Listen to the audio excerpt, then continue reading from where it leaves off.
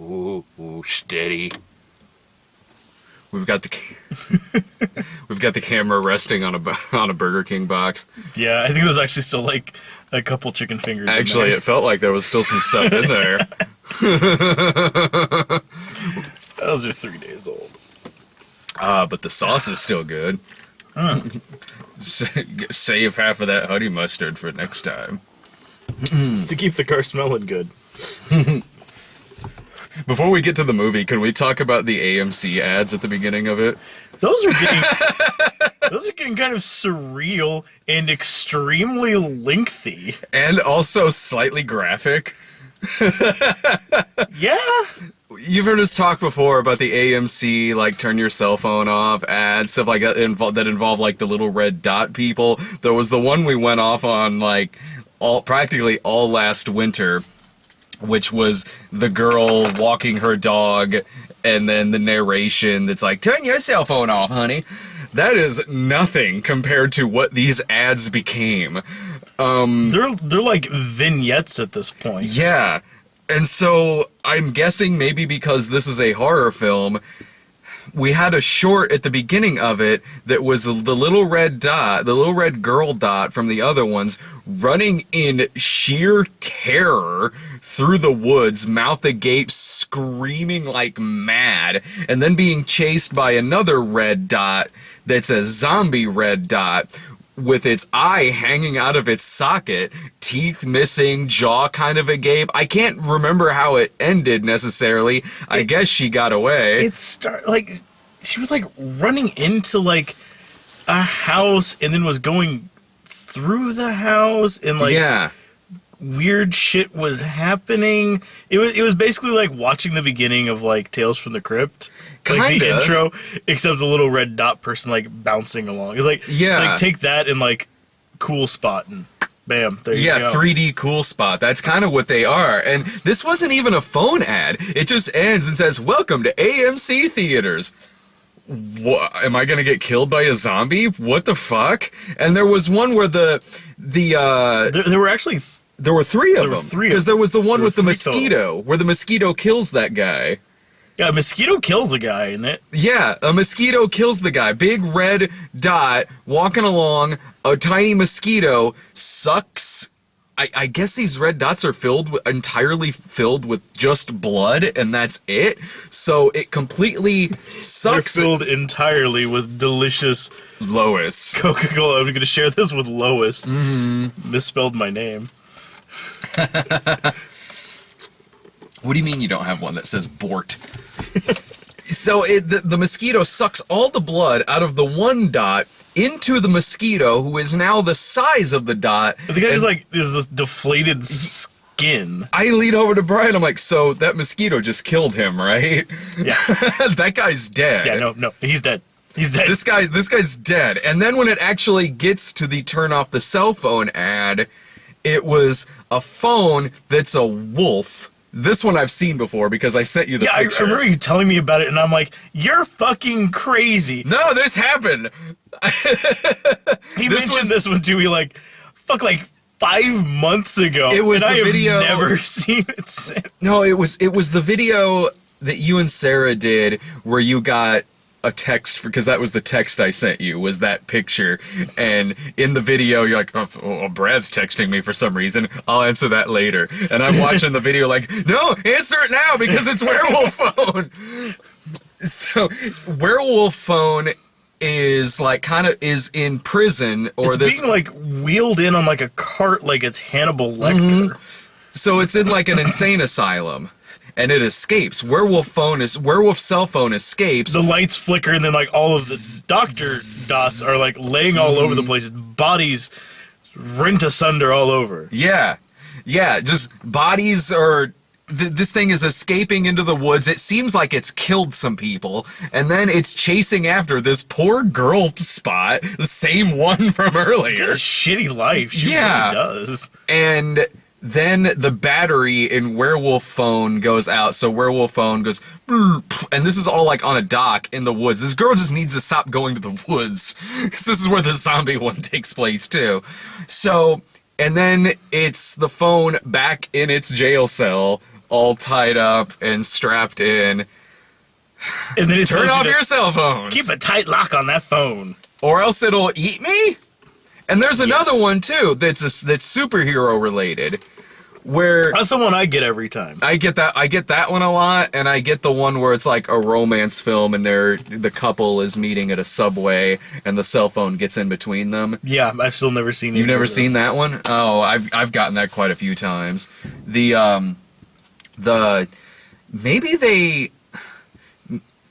they assign them to genre, because maybe I was at a horror movie when I got it that last time, and I see the superhero one a lot because we go to a lot of action movies, and I've been at the shitty romances, so maybe that's why I keep getting the. That could be too, because I so far this year I've mostly gone to like, I think comedies and like big action films. The superhero one though ends weird because the cell phones are all spaceships, and they're flying over the city, and it's shooting buildings and stuff like that. The little dots are running through the city all like fucking crazy and shit.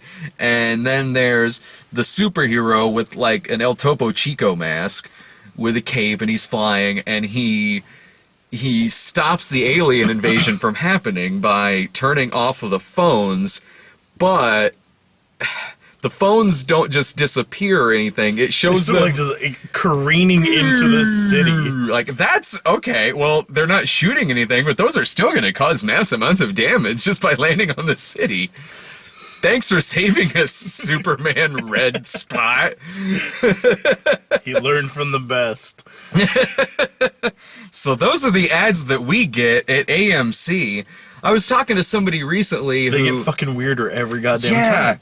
Every goddamn time. Even when it's not AMC, though, I think they just do weird shit, because someone was telling me about the theater company that they have up north, where it's a cell phone number it gives you, and says, if you text this number, it'll tell you what your phone is dreaming about. So you text we used to get those, I think. I kind of remember, like, does your cell phone dream, but did it show, like, a phone number to call it? It had like some like text dream to this number, and I never did it. Yeah, I was like, what the fuck? I haven't. Oh yeah, because that used to confuse us, because we're like, you just told me to turn my cell phone off, and now I'm supposed to call it to find out what it's. Apparently, my phone is dreaming about shooting skyscrapers and chasing around girls in the woods at the frickin' docks. That's what you do. You text it, and then when the movie's over, it tells you what your phone was dreaming about. Wouldn't it be really dickish if I put the commercial break here? We haven't even gotten to the movie yet. Fuck it. Let's talk about. Might as well just talk about that crazy ass Idris Elba movie that we got the trailer for. Oh my god! Holy shit! No Good Deed. Black Cape Fear. Yeah, it looks like the anti-Tyler Perry's Good Deeds. Yeah, No Good Deed. That's what it's called, and it's Idris Elba, who's this escaped lunatic. It does just look like a home invasion movie. He escapes prison, and then he breaks into the house and is keeping the wife hostage. Yeah. But he looks terrifying in this movie. Like, he makes me want to go see another home invasion movie, and I've seen thousands of those fucking movies. He looks horrifying in that movie.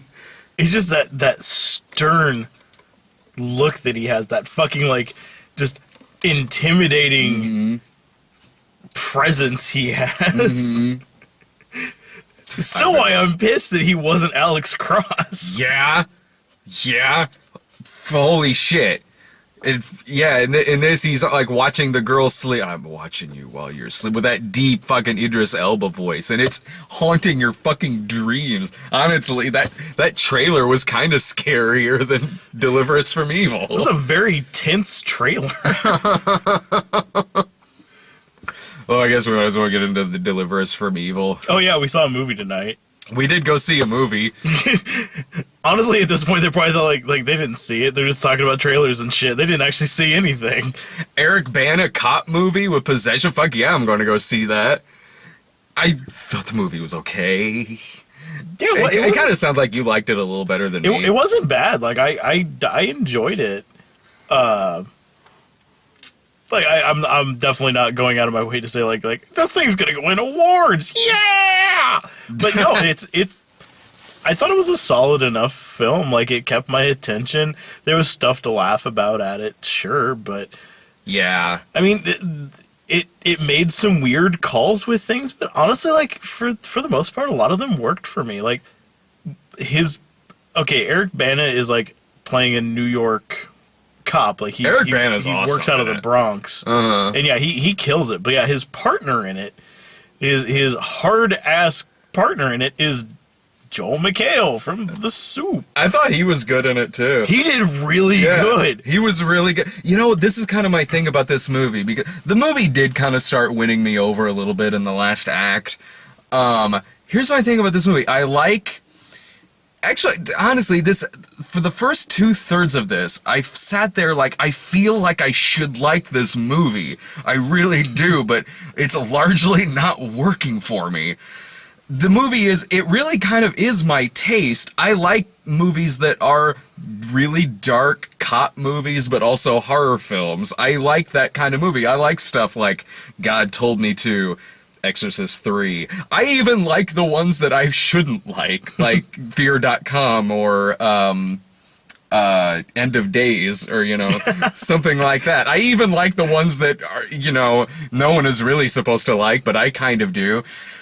And the acting in this is good. The two cops are really good. It is a dark movie. It is constantly raining. It's usually nighttime out.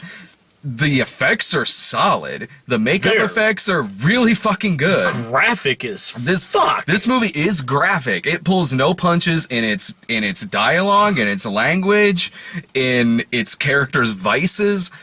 Not at all. But throughout the first 2/3 of the movie, I kept thinking that I sort of wish they picked, because it's based on a real cop, it's based on a real guy, so I spent a lot of it thinking, I kind of wish they picked another story from this cop's files to do a movie on, because the horror movie part of this really wasn't working for me through a lot of it, but the cop shit was, for the most part. For the most part, the cop shit was working for me. But the horror movie stuff, for the first 2/3 of this, it was just constant jump scares left and right. It was doing an awful lot of those, and unnecessarily. Yeah, whether it's a cat, whether it's a mousetrap, whether it's a light or a flashing face on the screen, constantly, non-stop. But then, about 75% into this movie, it was like a different director took over, and it actually got kind of moody. They really sort of started dropping the jump scares in the last act of the movie. It was around when Bana was in the basement and the dude just silently dropped behind him. Yeah. I was honestly expecting that to, because he's looking around for this guy, and it's such a bizarre scene to even set up. He's in the basement of an apartment complex, and Jesus Christ, I just saw somebody walking behind us. Get back in there. You get back in there. Where's my driveway? No, dude, we're in the movie theater. Dude, we're in the movie theater. It's a different. Somebody drove a house here. No, okay, so they're in the basement of this apartment complex. He's trying to find this guy that he's been chasing for the whole fucking movie. And he walks into this one room, and it's just full of steam pipes and an upright piano that is playing itself, playing Pop Goes the Weasel really, really slow. Yeah. And it's, bup, bup, bup, bup, bup, bup, bup, bup. And then, Bana's kind of about positioned in frame like I am, and then about where you see this happening right here, you see a guy just fall down out of the ceiling and land on the floor. Right about the time it gets to the Pop Goes the Weasel part of it, and then he just I was expecting whoop, dude pop up right over his shoulder, or him turn around and dude just be right there on the camera. No, it actually didn't. It decided, like, you know what? Some restraint. Yeah, it took it fucking long enough. It was seriously like in the last act, James Wan took over directing and actually let the movie breathe and have some fucking mood without crashing cymbals behind our fucking head every 5 minutes. It honestly seemed like while Eric Bana was still like, it's like supernatural bullshit. I'm gonna go for that. Jump scares. But as soon as he's like, all right, Father, there's something weird. Then all of a sudden it's like, oh, no, jump scares are gone. Can you imagine this movie with Detective Sipowicz and Bobby Simone? That'd be fantastic. I ain't investigating that paranormal douchebaggery. Ips are this, Satan. But yeah, I mean, for me, it really worked because we were talking about it on the way out that it really kind of struck me tone and just visuals wise. It kind of strikes me like a medium point between like something like Seven merged with like The Exorcist 3. Yeah, that's like that's really pretty exactly much like what it is. lives in that little zone right there. Like it's got Christopher Young doing music, so it's all moody and atmospheric and shit. Yeah, like the music was good. like I think actually Letty's inside right now playing Heavy Rain. She was like, when we were walking out of the theater, she's like, man, I just want to play Heavy Rain now. There was just a lot of stuff about the horror movie parts that really didn't work for me. How many fucking times have I seen a little girl with a goddamn Jack-in-the-Box playing Pop Goes the Weasel in a horror film? Like, they might as well have had two fucking twins standing at the end of the hallway. And the parts where, like, somebody was possessed, I kept laughing, and I'm not sure I was supposed to be laughing. When you have this New York City police station, and they're hauling in this possessed woman, foaming at the mouth with handcuffs, like, all right, sweetheart, let's get you booked. Like, what She's is just some this? crazy broad. This is really silly. And then when... And yeah, she's going ape shit. Foaming at the mouth, like, this is weird. And then when later Like on, she's having when, a spiritual crisis. Like, no, I'll tell you what it is, Father. She's fucking crazy. She's a crazy person going to the crazy house. yeah, and then when she's at the crazy house and she kills the fucking orderly and then is crawling out of the cell like a dog with the roll of keys hanging out her mouth. Like, it was, like I said, like, parts like that, I just kind of kept snickering to myself. But when it got to I'll admit, when it got to the climax and they were doing the interrogation/exorcism scene, that was well done. Combo. Yeah, that was kind of well. I was like, all right, this is still kind of silly, but at least, I don't know, at least they're doing pretty good with mood here for the most part. I mean, there were a couple of chuckles that I had with the goofy fucking look the guy had on his face.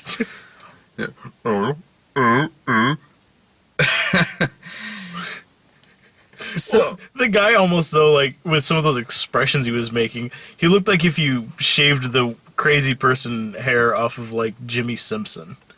yeah. Mm-hmm.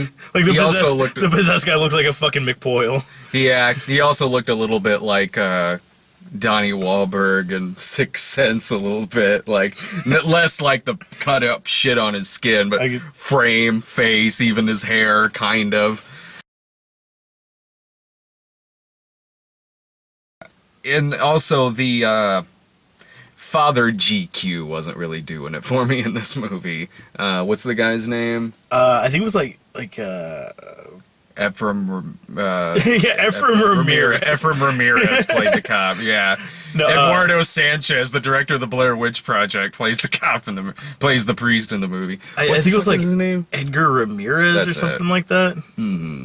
That's it. I wasn't that far off. Yeah, I mean, you were dancing around. Yeah, yeah. He was wooden as shit. Like, he was... I bought him as a priest about as much as I buy that this is based on a true story. Like, he shows up looking like... It's based off the book written by Officer Ralph Sarchi. Which is playing his name in it, too, by the way. For all I know, everything in this movie happened. Maybe this fucking priest does look exactly like Olivier Martinez walking right off the set of Unfaithful. Or whatever that movie was with Richard Gere and Diane Lane where she cheats on him. He's leather jacket. He looked like what's his name in Lost? Saeed. Saeed. He looked like Saeed in the flashbacks of Lost. Like slick curly hair, like leather jacket, handsome 5 o'clock shadow. I'm like, okay, does this guy just walk off of his freaking magazine shoot? Yeah, I buy this guy as a freaking New York City freaking priest. But he did mention that he's actually a terrible priest. Well, he was terribly cast, so it goes right along with it. And even aside from that, like, he had the same, with the exception of maybe a couple of parts in the exorcism scene, he had the same tone of voice throughout all of it. No matter what he was talking about, no matter what emotion he had, it was the same delivery through the whole thing. Well, and he constantly has that tone of, I know more about this than you do, but I'm not really going to allude to any of that until you figure it out on your own. Oh, fuck that, you tell me. It's like, what's wrong with it? Like, well, it's a crisis of faith. You see, like, I had this experience once before with this family. Just take a listen to this tape. It's me and, like, a little girl, and you hear, like, rah! Like, shit like that. Like, it's like, Banna's, like, looking like, oh, my God. That's not a little girl. Fuck. And then you just sit there like, yeah. Right? Mm. That happened. At least that character does serve a function in the movie. He does. He is intricate to this story that they're telling. Unlike Olivia Munn. That's her in a nutshell, though. That's her in every movie I've ever seen her. Oh, she was as useless in this as she was on The Daily Show. Fuck. She's a pointless person. This is somebody who hosted a geek news show and thought MC Hammer was pronounced McHammer. Look that up on YouTube. It's amazing. What? What are you guys all laughing at? McHammer? What? What? That's his name, right? No! Apparently she skipped 1993. Oops. But even aside from performance-wise, she was whatever, but the character itself is just cop movie wife. That was it. She's complaining to him because he's not home enough, that he's not spending time with the kids. You're never home. You never talk. You never talk. You never talk to your daughter. Let me in. Come on. And then Oh, you want some? You want some? How about this? Yeah, it's like, I just gave CPR on a dead baby. And she's like, you didn't tell me. And I'm like, no, I did not. What did she think his job was? Like, he is a New York cop. What did she think he was out there doing? She's like shocked to find out he does some shit that's kind of dark. Oh, he's not even just like a normal cop. He's not even just like a normal, like, I think they're on fire behind us. Like, what the hell? Oh, sorry, just farted. But like, he's not even like a normal cop. He's like special ops detective, like whatever the hell that means. Aside from, I wasn't sure. He and Joel McHale cruise around in like skin tight black t-shirts and fucking like bulletproof armor. Yeah. For the first like half hour of the movie, I just thought they were New York's only cops because they're the only two that matter. Yeah, 1 minute there's like a domestic dispute. The next minute they're squaring off against lions. What? Well, but then like, and you see those two, and like the way that Banna carries himself, I mean, he seems like a badass. Yeah. And the way that, like, Joel McHale, like, he's beefed up a lot, and, like, he is. He, like, the couple, like, fight scenes he has in the movie, like, he holds his own. Like, it's legitimate. Like, he, what the fuck is going on behind us? Letty comes walking up. Baby, well, you can finish your review, but the house is on fire. Oh, okay. As long as that's all. But, But yeah, like, he does a surprisingly good job. So, like, you see these two, you're like, okay, well, these seem like military, hard cases, like, these guys. And then it shows, like, the other two guys that work in their department. They look like Zito and Switek from Miami Vice.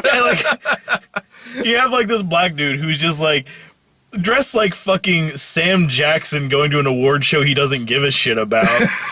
Kangol, he's wearing like a velour tracksuit. The other guy looks like Stephen First in the Dream Team. Just big guy, backwards hat, giant jersey.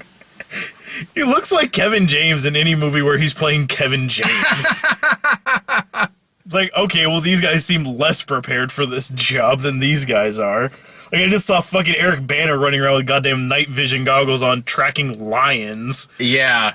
And now I see this guy, like, what the fuck's he tracking down? He's making sure that no one shoots the lions. Apparently he just goes undercover in, like, plumbers unions. And then later on, when they find out where this guy is, who they've been looking for through the movie, he's wearing this big hood, he's got pale skin. He looks like the main vampire in Blade 2. Like, fuck yeah, you're right. He looks exactly like the lead vampire, and like hood up, like pale face, big ol' eyes, blood. Well, he's even got like his face painted a little bit, like military style, like war paint. Who hires that guy to paint their house? Well, apparently only a couple people, and they immediately regretted it. They immediately one, become possessed, and two, become huge fans of the Doors. Yeah. What did the Doors stuff really have to do with this, honestly? Like, I mean, because I was having trouble following that, other than, okay, well, they wanted some Doors music on the soundtrack. It was one of those things where, like they do sometimes in, like, demonic movies, possession movies, where, like, there's little catches that you keep seeing, like like this, you know, like that shit that he kept like scratching in or on places, like that weird like chant thing. You know, like the priest was saying like that was a doorway to something. So then, you know, every like time they were turning around, you know, like, you know, somebody was quoting the Doors or like talking about Doors. Like, it was one of those things, like, it kept coming up until, like, you know, Banda started putting it to, like, oh yeah, something about goddamn Doors. Yeah. Yeah, it was one. I'm trying to think. There's some other movie I remember them doing something like that in. Like, did they do that in? I mean, I know they kept singing the Rolling Stones. Oh, Fallen. Like, yeah, and like Fallen. Like there was like weird shit like that. Like it, you know, like this is all a lot of really coincidental stuff. Like that, this keeps coming up. In Fallen, it seemed more like that the song "Time Is on My Side" was less about what the demon was doing and more the demon just liked that song. Well, yeah. Yeah, but no, it was kind of just one of those things to, like, identify, like, you know, whoever was, like, getting possessed, like, just suddenly had, like, a fascination with talking about Doors. Yeah. And, like, the closer Bannon kept getting to it, like, he just kept hearing, you know, Jim Morrison songs everywhere. Mm-hmm. Like, they go to have a drink, and he starts talking about, like, the whole, like, demonic stuff. And then, like, the jukebox kicks on. Yeah. Oh, you hear that? You hear that? You fucking hear that? No, man. I don't hear anything. You fucking crazy. Nah, you're fucking with me. You're fucking... You're a bad actor. You're fucking with me. You're just fucking with me. You're a lousy actor. No, don't say that to his wife. That's another thing about Olivia Munn. Of course she ends up getting kidnapped towards the end of it. Of course. Why wouldn't she end up getting kidnapped in the movie? What else would happen? Yeah. The best scene in the movie is this flashback to Eric Bana finding this child murderer who kills children and stuffs them in garbage cans, and then Bana sees the guy, chases him down the street, and this whole sequence is shot with a filter that almost looks like it's supposed to be the 70s. Yeah, his flashbacks look like the fucking Zapruder tape. Yeah, it easily is the best scene in the movie, and he chases the guy down and beats him to death with his hands. His and bare just fucking hands. Kills the guy. If you see his arms, watch anything for this. He's always wearing like a youth small t-shirt. Yeah. His fucking arms, like, I believe that he beat a man to death. And so that's kind of an example of me thinking, like, I like the characters in this movie, I really do. I sort of wish the movie was about that than this kind of silly horror movie that they're doing.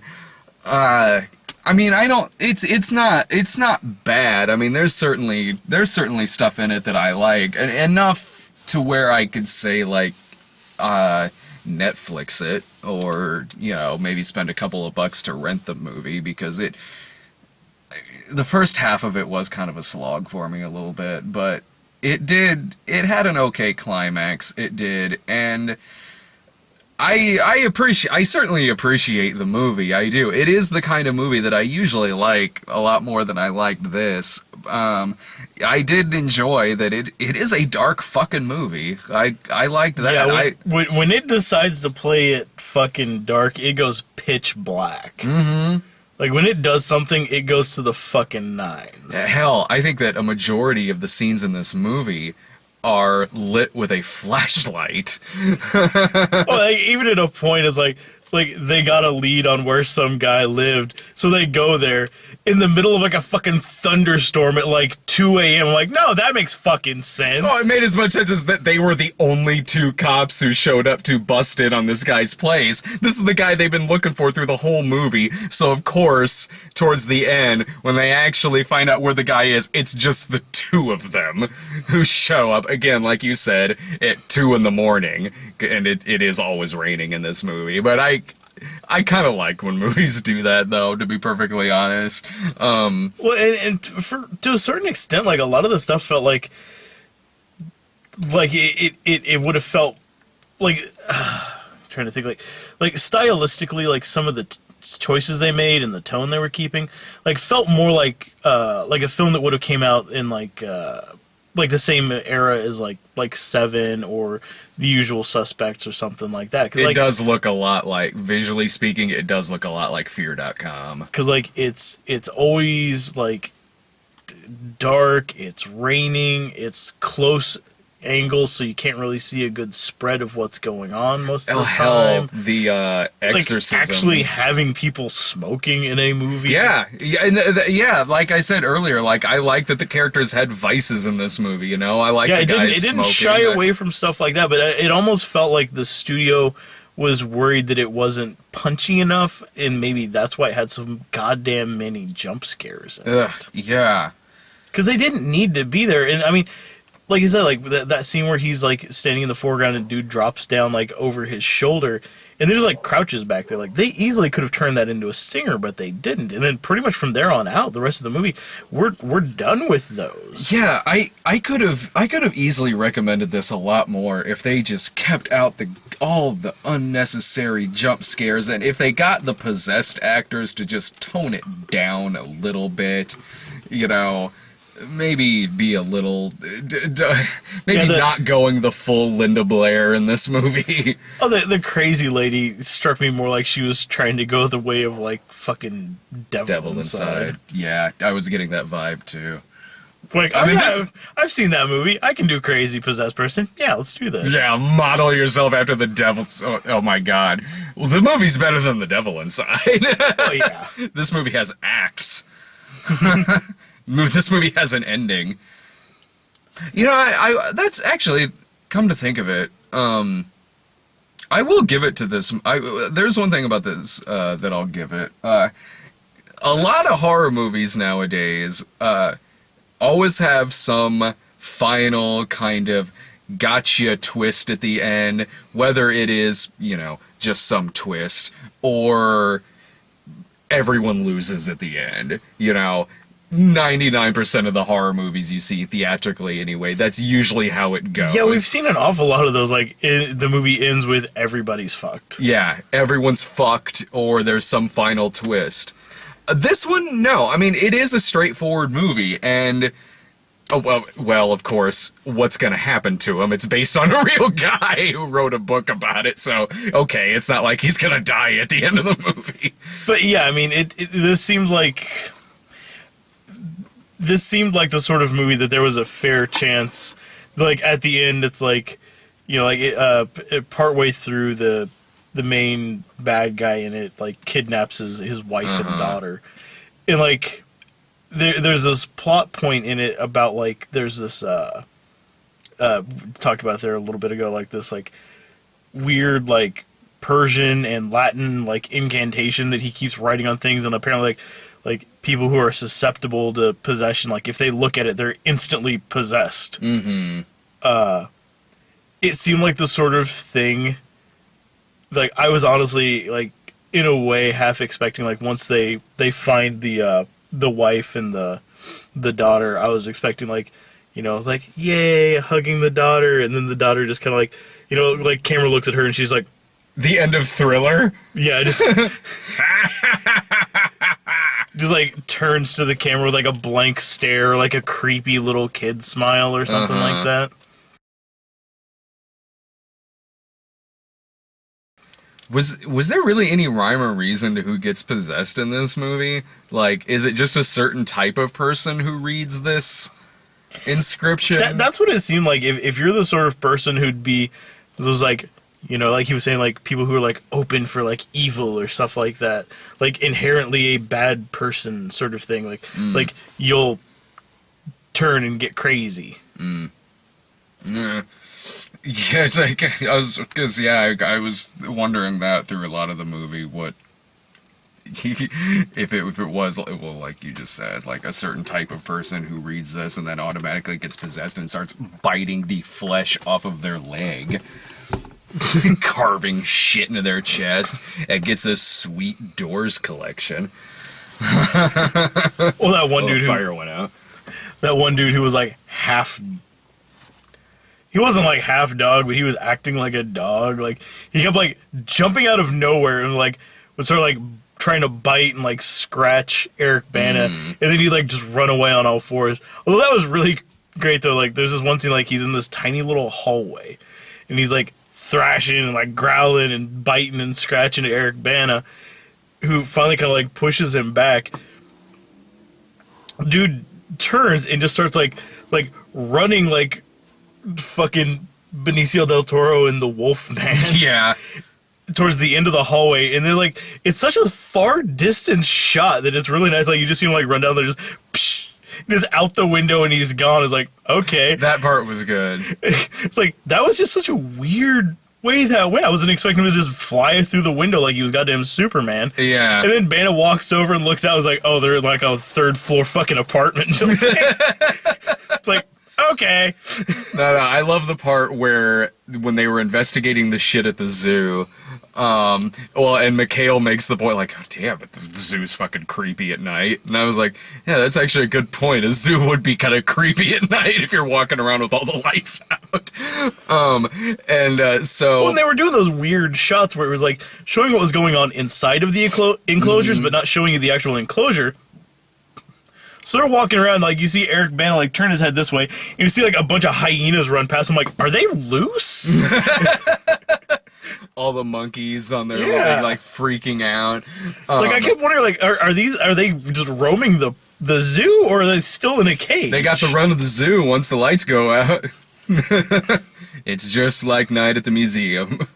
Only with animals. I think they're alive already, like, they're not, like... like a bear frozen like that all day, like, lights. Oh, thank God. Sorry, I often get Night at the Museum confused with the zookeeper. Guys, we bought a possessed zoo. It turns out you don't need any special skills to run a zoo. You just need a lot of heart. And Satan. Scotia Satan. I did love the part though when the hooded possessed dude is standing there at night in the zoo and Banna jumps down in the lion's pit to go after him, and the guy, hey, you asshole, stop! You asshole, stop right there! Get your fucking ass over here! Get me in there! Get me in there! Get me in there with those fucking lions! So Banna goes down in there. The guy is standing there, and he kind of turns and walks around the corner, and Banna follows him. But then the corner where this guy went, a lion comes walking out. It kind of came across like, oh shit, he turned into a lion! Yeah, it kind of came across like the guy turned into a lion. What the fuck? And that was a real lion too. They didn't CGI that shit. We can get a guy in a suit, or we can see. Fuck it, lion. You put me in there with the real fucking lion. Still bugged me though. Like they're talking about it's like, oh yeah, all the like as soon as this crazy lady throws her baby over the fence into the lion enclosure, into the moat. What a weird thing that happened. And then all the power goes out. Everybody ran off, obviously. And then he goes to go into the lion pit. It's like, oh yeah, here, let me just punch it in on this keypad. Electric door. I'm like, oh fuck you. Well, I guess that part works. All the power went out except for the electric door to the lion enclosure. That's how the animals escaped at the end of 12 Monkeys. Damn you, Banna. Would you recommend it? I would say if you're gonna go watch a new movie from this week in the theaters, like if you got fuck all to do tomorrow till you're waiting for shit to explode, I'd say go watch it. I mean, it's not crazy long. It's not a bad sit. I mean, there's better stuff out there, but I mean, as far as for kind of a moody sort of horror film right now, I thought it did a pretty serviceable job. Through a good portion of it, jump scares aside, I thought it did a good job keeping a decent level of tension. There's some stuff that's a little cliched, but yeah. But yeah, I mean, it has that nice kind of vibe to it. It honestly felt like again, how Letty's probably inside right now playing Heavy Rain. It had a good feel to it. It'd make a really good video game plot. That would be kind of cool. Yeah, yeah, I could dig that. Something like that. So I mean, it's not Tammy. Yeah, I mean, if you've seen everything else that's out except for the 3 movies that are out this weekend, between what the other guys said about Tammy and Earth to Echo, the one that I saw, this would be your better pick of the 3, and I'm just going by what they said about Tammy. Yeah, and if you're one, so it's something that's again, kind of non-threatening fun, but you don't have 5 hours to kill to watch Transformers. You don't want to waste your entire 4th of July on watching Transformers. Then yeah, I mean, I would say watch it, and if you don't catch it this weekend, I would say wait till it's on video, because I mean, it's not that big of a rush. Yeah. There's nothing that's gonna be it's not a movie that you're not losing anything by not watching it in the theater. I know we've talked about that before. Some movies are they just feel better watching them on a theatrical screen. Shit, even when we saw The Shining. I've seen The Shining I don't know how many goddamn times in my life. But seeing it in the theater, yeah, that was impressive. Fuck yeah. So yeah, I mean, if you don't see it this weekend, don't fucking sweat it. It'll be on video. Yeah, I would say it's worth more a rental than going to see it in the theater. But yeah, I just mean if you're getting dragged somewhere, or people are like, oh man, let's do something till then, fuck, go watch it. It's not bad. If you go see it in the theater, I don't think you'll kick yourself afterwards when it's done. But the movie, once the movie slowed the fuck down and actually started to have a little bit of tension, yeah, it made it worth a rental for me. But you gotta sit through some really cheap ass fucking shit first. But even through that cheap ass shit, you do still have Eric Bana being awesome. Yeah, I mean, Bana is consistent Yeah. throughout. And like I said, like, Joel McHale, man, I still have to give it up for him. Like, he was surprising me in this one. Because honestly, I didn't realize he was in it. Like, you mentioned it to me on the way over there. He's not in any of the trailers for it. And when you said that he was in it, you're like, oh yeah, Joel McHale's in it, and Olivia Munn. Like, in my head, all I was picturing was like, you know, oh, here's Eric Bana and his partner Jeff Winger.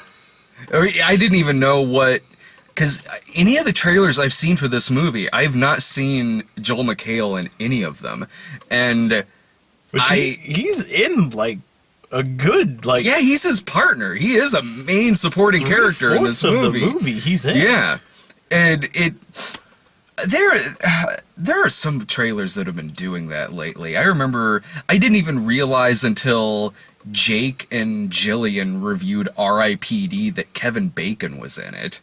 And he's the lead villain. I didn't even know that. Yeah, he's the lead villain in the goddamn thing. Hell, that happened to us when we saw White House Down. Yeah. Surprise, not only is James Woods in it, he's the lead villain and is in a lot of the fucking movie. Yeah, they've done that to us a few times. You're like, what was the one recently, too? I thought there was one like here the other week.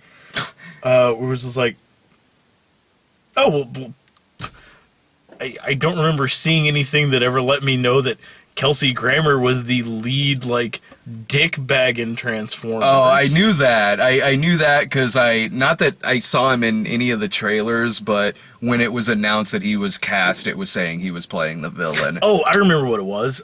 Pompeii. Oh, Kiefer Sutherland, yeah. What?